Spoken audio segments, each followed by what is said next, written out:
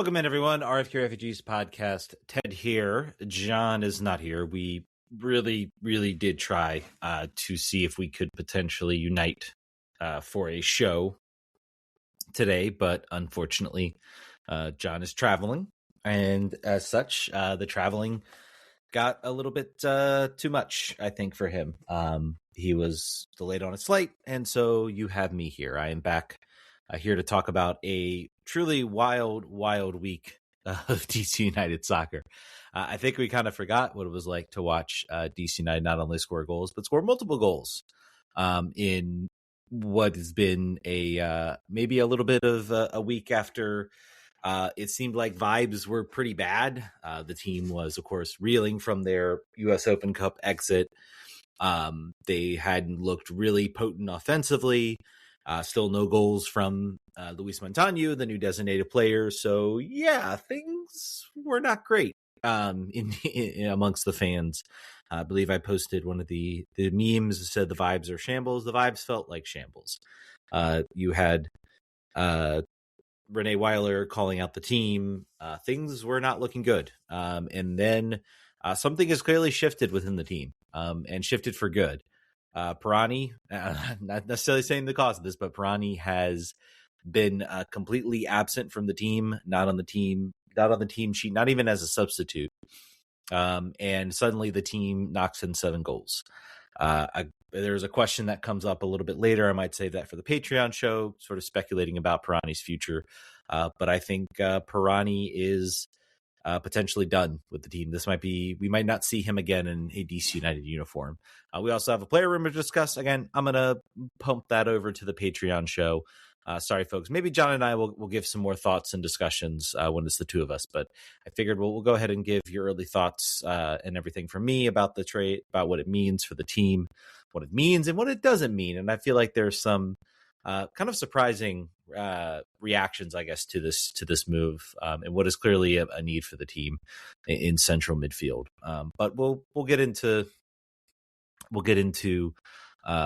all of that.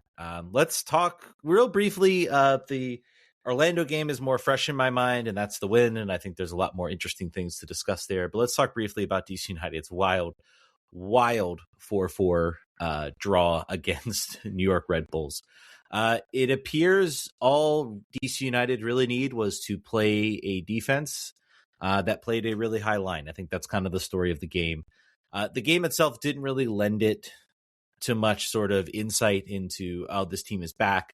They broke down an opponent. I think it is positive they took advantage of the situation that was in front of them. New York Red Bulls are a team that is certainly rebuilding. They're certainly trying to rebuild. They have a lot of great talent, 16-year-old talent, a lot of young talent for this team.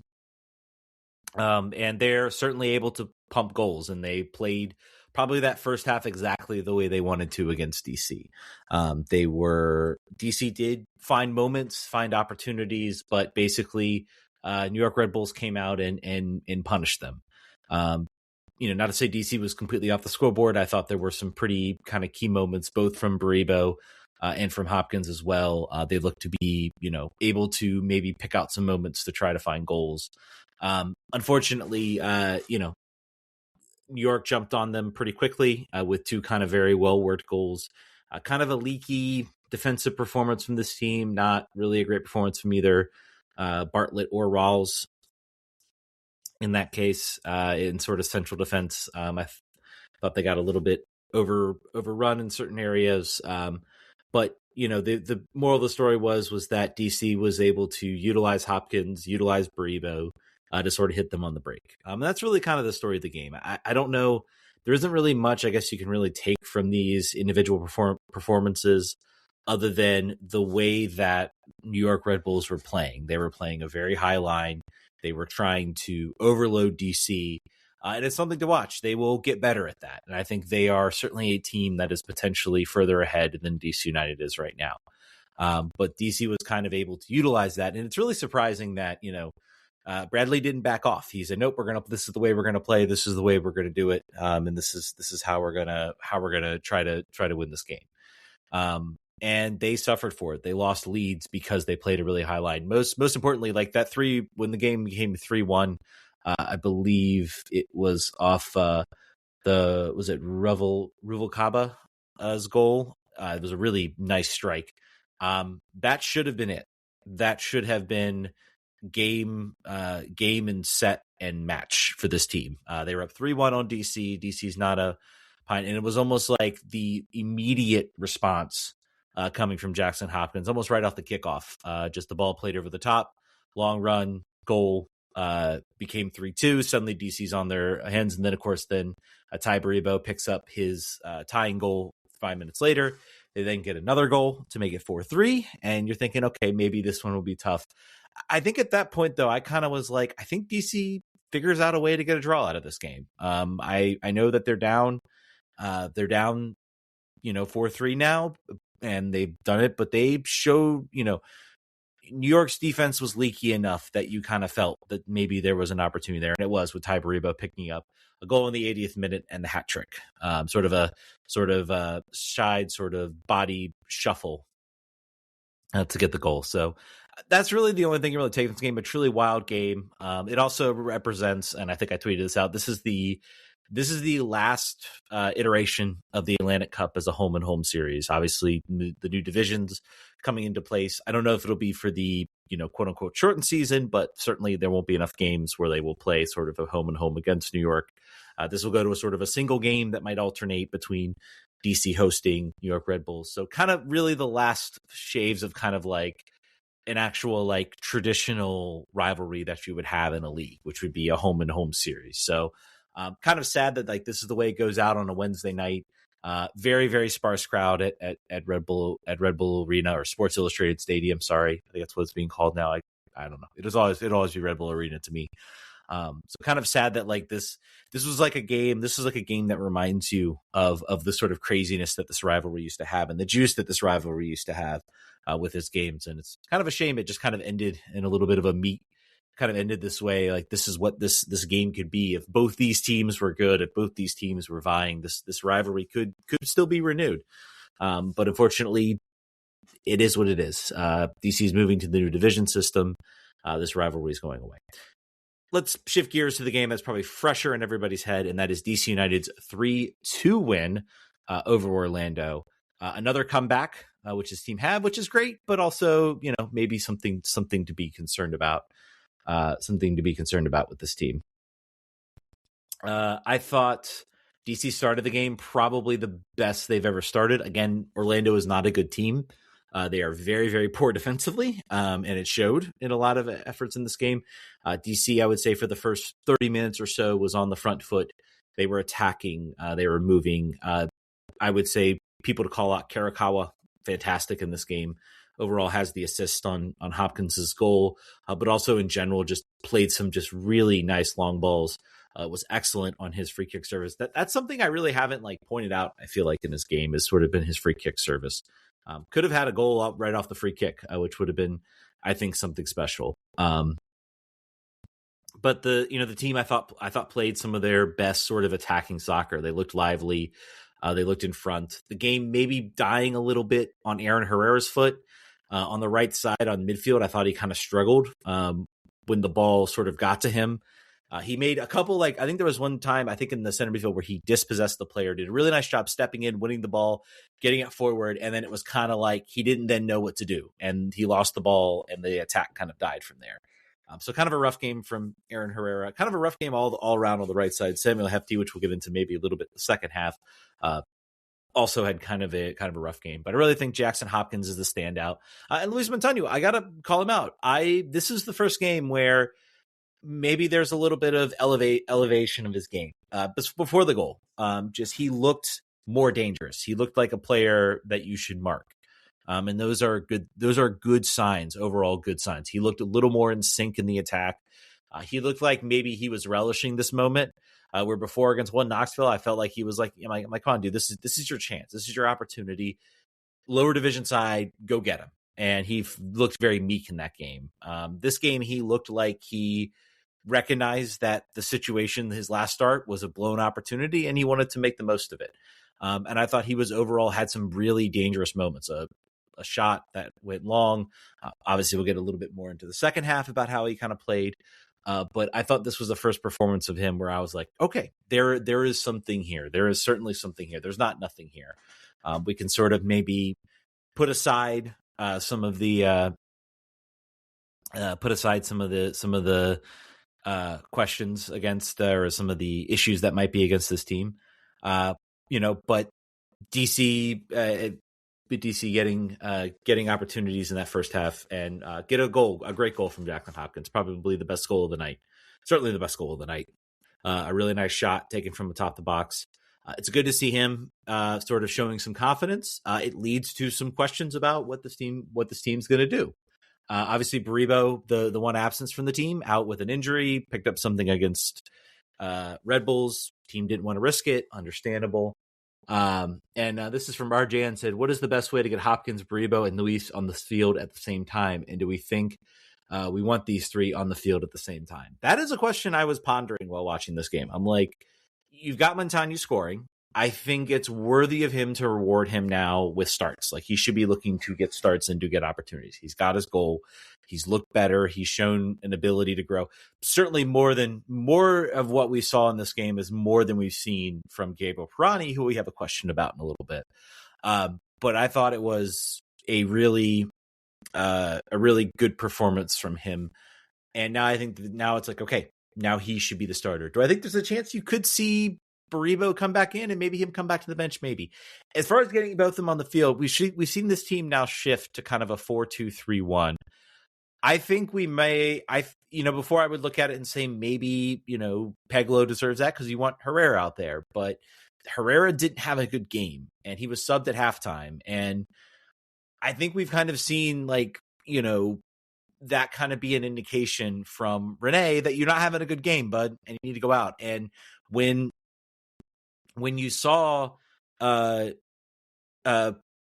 Stroud come in, who I think deserves some credit in this game, he was very good. I think very underrated performance. Nothing that showed up on the score sheet, but suddenly going forward on the right side, DC looked a lot more dangerous.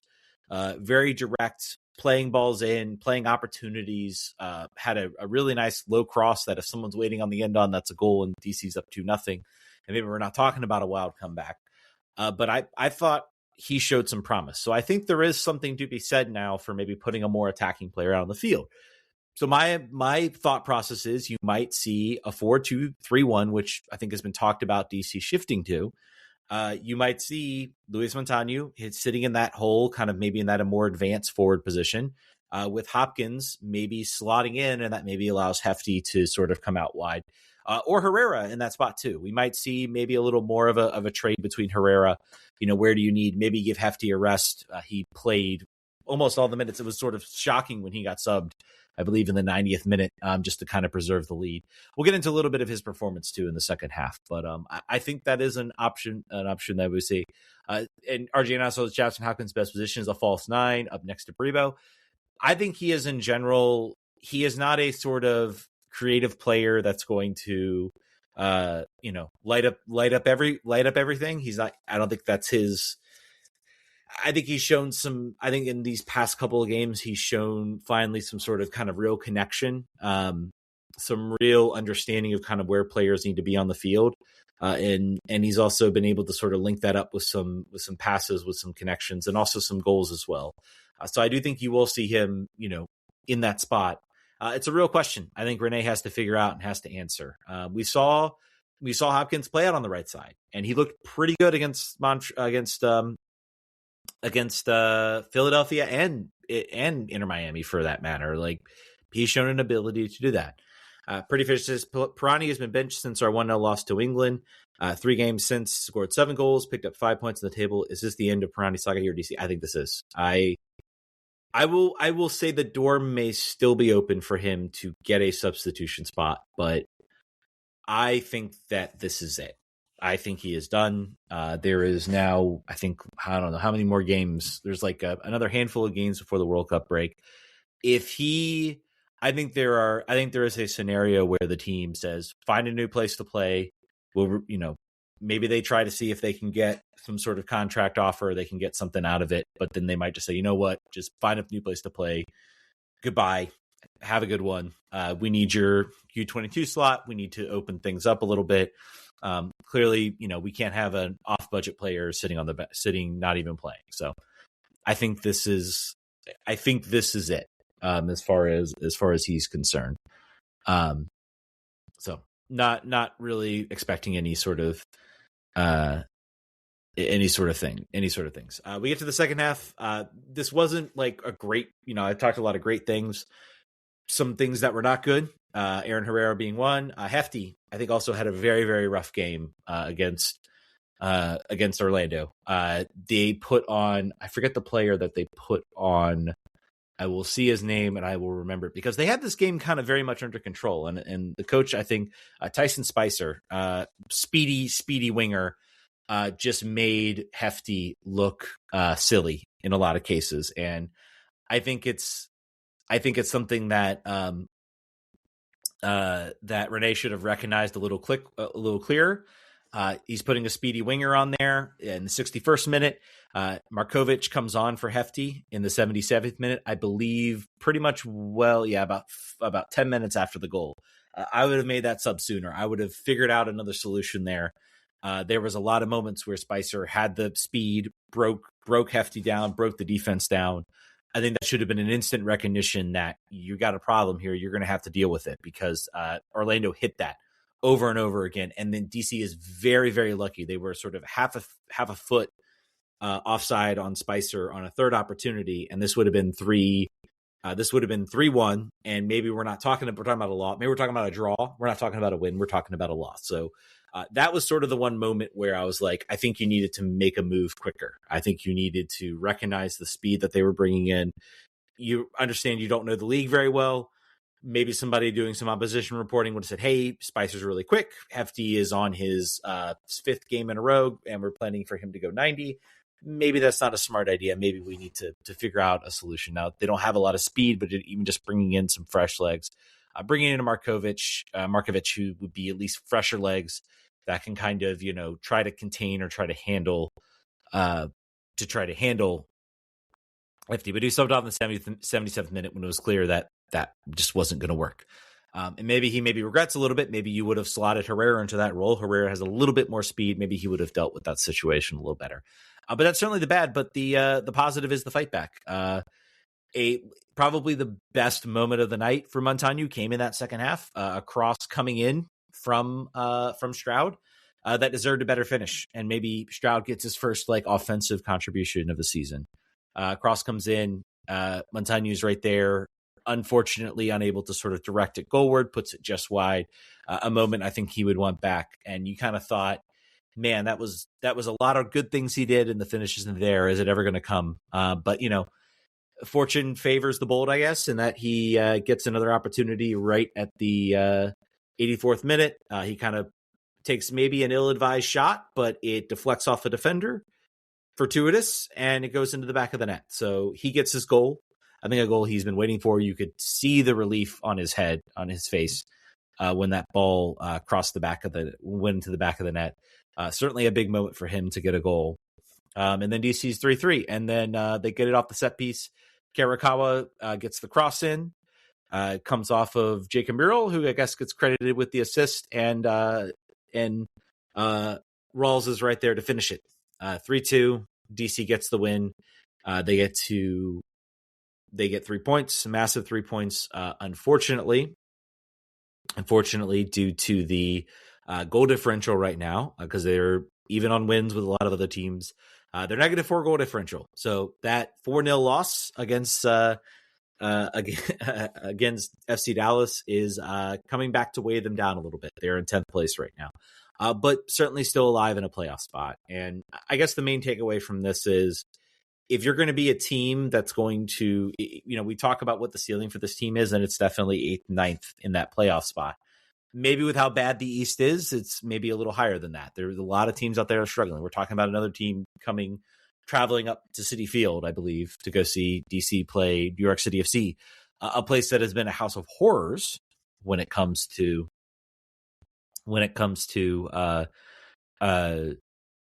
DC, but maybe an opportunity for them to find their mark and to find their moment. So this is what you need to do. You need to go out and you need to beat teams that you're better than. Orlando City has a pretty okay attack, but a absolutely atrocious defense. To walk away and not get a win in this game, I think would have really damaged a lot of expectations I think I would have had for this team, as far as like that. And I think Renee's talked about it. He feels like something's building here. He feels like something's coming together.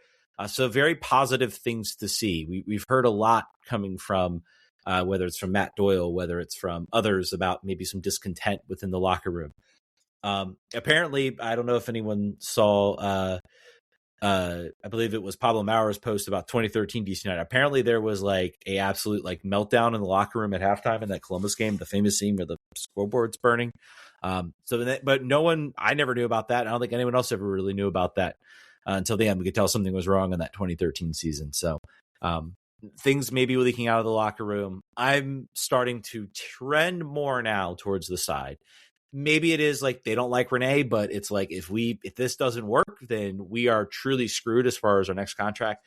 Talking Peltola, talking Cervania, trying to stay just like on a professional soccer team. Kyrall is trying to stay on that World Cup roster, needs to have a good run. Bartlett as well, maybe looking, if he's eyeing another contract, he can't play poorly. Johnson just trying to keep the clock running and keep everything going. He had a couple good save moments, I would say. He continues to be okay, I think. So, and a lot of these players, Hefty, Karakawa just arrived. Like they can't have this sort of fall apart. Montano as well. So I think there's enough energy, regardless of maybe what they think of Renee. I think as Roach pointed out on the last show, which I thought was a really good point, is like, if they kind of quit and stop playing, some of these players are probably not going to be professionals anymore, or they're going to be a massive step down from where they are. So I think that's maybe driving things a little bit as far as how well this team plays. So yeah, some interesting things to think about as this team moves forward, and it'd be interesting to see, is this a game they can kind of build off of and build some more momentum? Is this a game where they can finally get their attack going and kind of push things forward? So certainly some big things, some big things to watch with this team coming up. Sam on our Discord, I'll get this sort of last little question, a little more general than DC United. Do you like long throw-ins when they're near the opposing team's box? I feel like I've seen it a lot more in the last few years all across MLS Premier League, and it just never works. Set pieces are one of those things where I think right now you're a DC team that doesn't have a lot of great creativity. Even if you look at the goals they've scored, not a lot of them are coming from like great moments of individual sort of on the play brilliance. And so you kind of have to fall back to your set plays. And Karakawa has been a great corner kick taker.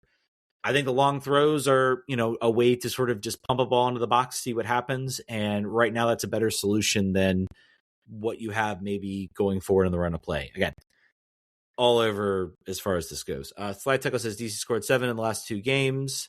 Middling sides. What's realistic against NY City, Nashville, and Chicago? Over, under 4 points. I think, here's the problem, buddy. I would say you're probably potentially looking, I think 4 points would be realistic. And I think you got to use the half button. 4.5 points, I would say under. I think they have an opportunity to get right at 4 points. I don't think NYC City is a good team. I think honestly getting, 3 draws out of this game, Nashville are a good team, man. Nashville are the best team. I don't know if there's a video of Andy Nahar out there posted. I think it's the guy who covers in Nashville. Just this unbelievable turn that he pulls on sort of the midfield, dribbles around a player, and then just plays this like super sublime, like outside of the foot pass that just curls right into the run of the attacker. I said it before, man. I'm shocked that DC did not go, and maybe they did, and Nashville had the leadership. But man, Nashville grabbing Christian Espinoza is been the answer to make this team hum. They are chasing the supporter shield. I am not confident about picking up, but that is going to be a game where you're going to see this team just completely just go back into its shell and try to not give up goals in this game. The home game against Chicago haven't been that good. I think you can pick up a win there. I think they've been kind of frustrating a little bit. So I think there's an opportunity there, especially when you're at home, to pick up a win against Chicago. So I think 4 points is probably like the best case scenario for this game. I don't see this team beating Nashville. Maybe they can pick up a point against in New York City, and then also picking up the win against Chicago. So if you had said 4.5, I probably would have gone with the under. You say 3.5, I might still go with the under there. So I think maybe you got the 4 points right there, but you gotta have the over under there a little bit. All right. I think that's going to do it for the free edition of the show. I'm going to do the Patreon edition of the show. If you're at the $5 tier, stick around because you will have access to our Patreon show where you can join up. I'm going to be talking about the new signing DC has. Don't have a lot of info on him, I'll be honest with you. So that might, here I'm advertising the $5, but we're going to talk about it, what it means for the team, what it means, what it doesn't mean, sort of a lot of the big picture stuff coming from this signing. So I'm going to keep that in that section. I'm also going to preview a little bit of the NYCFC game. I went to New York on the 20th, checked out NYCFC versus Charlotte. So stick around for maybe a little bit of analysis about that, some things that I saw from that game. Stick around for that. So thank you guys so much for listening. If you're on the free edition, if you're on the Patreon, stick around. We'll catch you guys next week on the free, if you're on the free edition. Vamos.